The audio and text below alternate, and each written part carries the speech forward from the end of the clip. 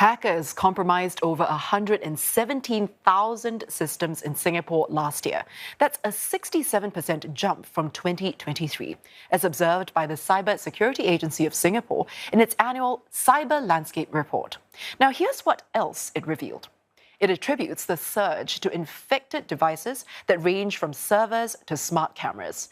Hackers exploiting these systems to block access to web services, or what's known as DDoS attacks.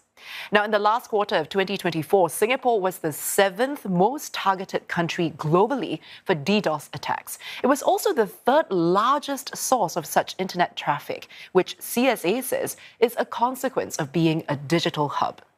Now, the watchdog says the trend represents a troubling fact that users are failing to protect themselves despite cyber threats turning both more advanced and more prevalent.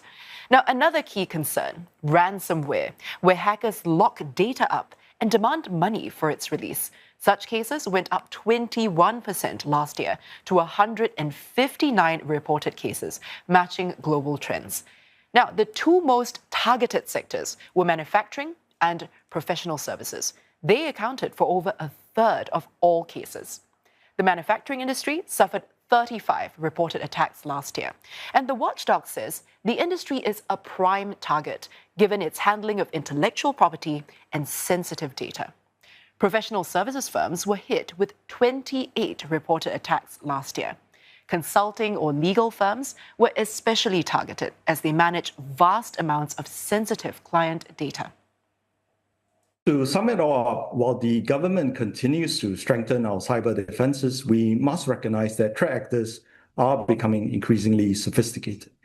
The observable rise in malicious cyber activities impacting Singapore is a clear indicator of the scale and the severity of the threat.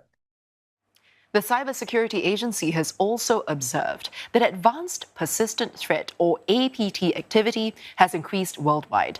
Now, these are often state-backed hacker groups that infiltrate systems for long periods of time to steal data or to disrupt systems. Cybersecurity firms say they're seeing an uptick in interest from clients to fend off such groups. Nicolas Ng with more. Even as we speak, UNC 3886 is attacking our critical infrastructure right now. That's the first time authorities named an advanced persistent threat, or APT.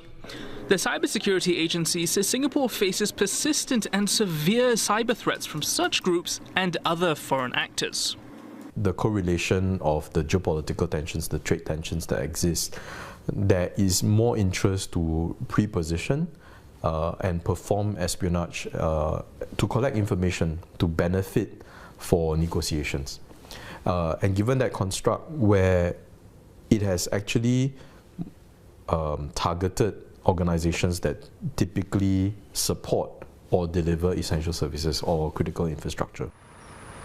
These services include telcos, trains, and the finance industry.